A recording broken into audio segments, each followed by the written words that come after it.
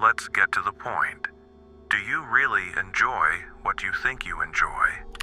Every time you pick up your phone and scroll without thinking. Every time you open another tab to see something that deep down doesn't even interest you. Every time you eat without hunger, laugh without joy, consume without need.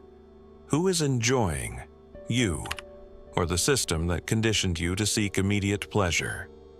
Here's the brutal truth. You've been programmed to chase pleasure but never to achieve it. And the worst part is, you didn't even realize it. We live in an era where pleasure is around the corner, but why is it never enough? Aldous Huxley predicted this almost a century ago.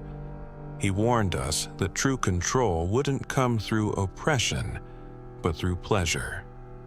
It wouldn't be through force, but through distraction. A world where there would be no need to ban books because people would lose interest in reading. A world where the truth wouldn't be hidden because it would be buried under mountains of irrelevance. A world where people wouldn't need to be controlled because they'd be too addicted to their own slavery. And here you are, in Huxley's world. The world where every desire is fulfilled in seconds. The world where satisfaction is instant, but the emptiness multiplies. The world where pleasure is not a reward, but a drug. Because that's what they've done to pleasure. They've turned it into a control mechanism. Do you think you're free because you can choose what you consume? But who is really choosing when every option has been designed to trap you? Look around. Observe the amount of stimuli competing for your attention. Every notification, every sound, every flash of color. A trap disguised as entertainment. Immediate pleasure is the new dictatorship. They don't punish you, they entertain you. They don't repress you, they stimulate you. They don't lock you up, they fill you with options that leave you paralyzed. And so, people get lost in fleeting pleasures while their real life crumbles. It's addiction. And like any addiction, it's not the pleasure that's sought, but the next dose. Food is no longer food, it's dopamine in the form of sugar and fat. Social media is not connection, it's sparks of artificial validation. The content you consume is not learning, it's mental anesthesia. They've sold us the lie that pleasure is the purpose, but what if it's the poison?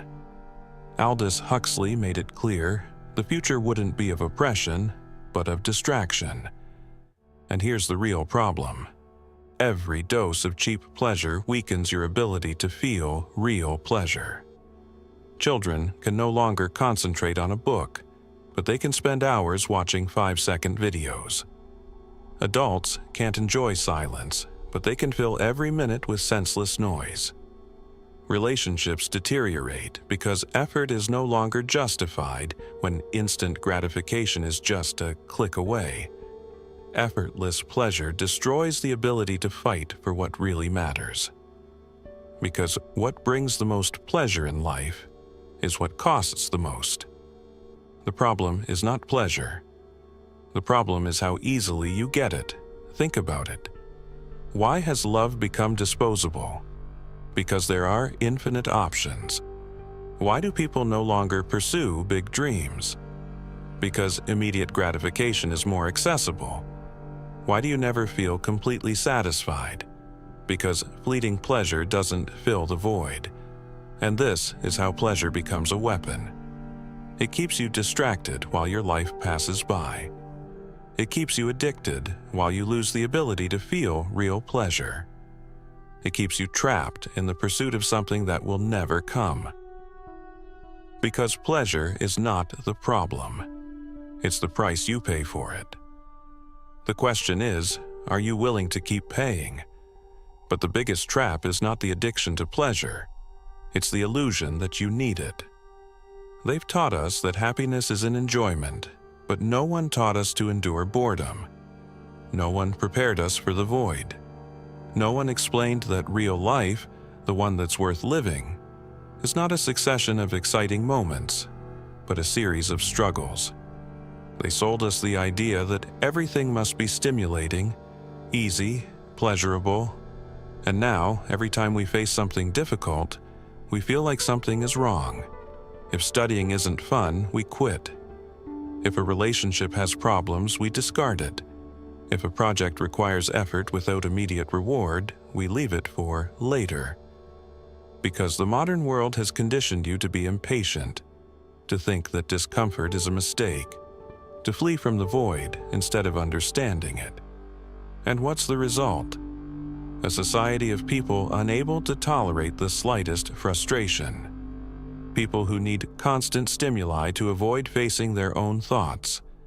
People who fill every silence with noise. People who confuse comfort with happiness and end up more miserable than ever. Because here's the big paradox. The easier it is to obtain pleasure, the harder it is to be happy. The brain is not designed to live in a constant state of reward. When everything is pleasure, nothing is special. When everything is immediate, nothing has value. When everything is easy, life loses its meaning. And yet, here we are, increasing the dose, seeking the next dopamine hit, the next video, the next message, the next stimulus that will make us forget for a second that we're empty inside. But here comes the worst part. Not only are they stealing your happiness, they're stealing your ability to think. Because a mind addicted to pleasure is a mind incapable of questioning. And that, in terms of social control, is the master move. They keep us entertained so we don't realize what they're taking from us. Do you remember when you could spend hours concentrating on something without feeling the need to check your phone? Do you remember when you could get bored without panicking? Do you remember when your attention wasn't fragmented into 1,000 pieces?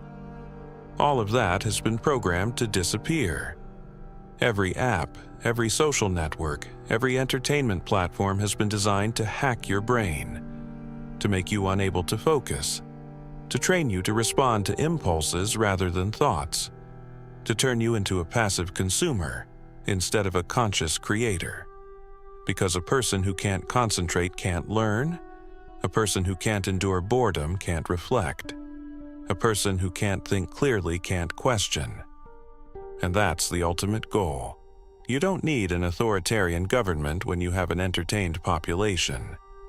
You don't need censorship when people no longer have an interest in questioning anything. You don't need chains when people lock themselves in cages made of cheap pleasure. Aldous Huxley said it clearly. The love of servitude will be our destiny. But it won't be an imposed servitude. It will be a chosen servitude, a servitude disguised as freedom. Want to know how they do it? Through saturation. They've taught us that freedom is being able to choose.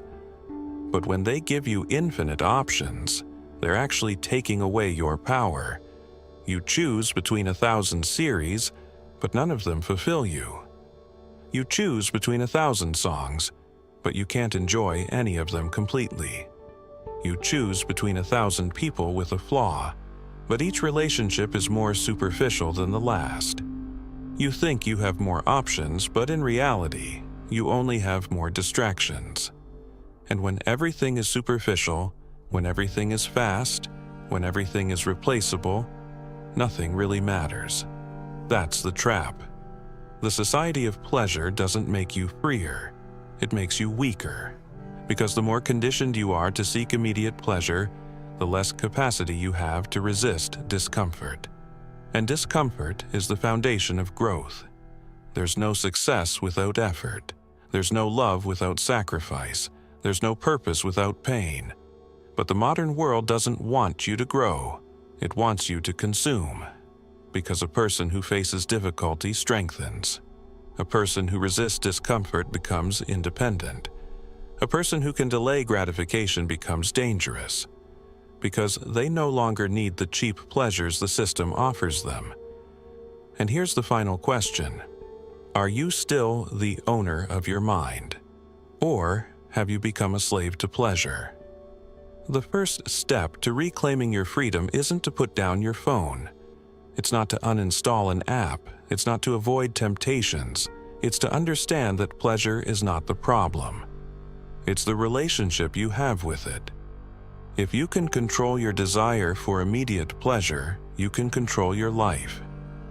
If you can resist instant gratification, you can build something real. If you can endure boredom, you can start to think for real. Because pleasure is not the enemy.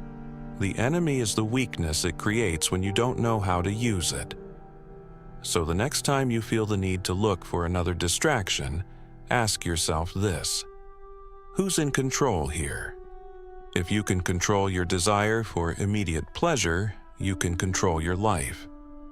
If you can resist instant gratification, you can build something real. If you can endure boredom, you can start to think for real. Because pleasure is not the enemy. The enemy is the weakness it creates when you don't know how to use it.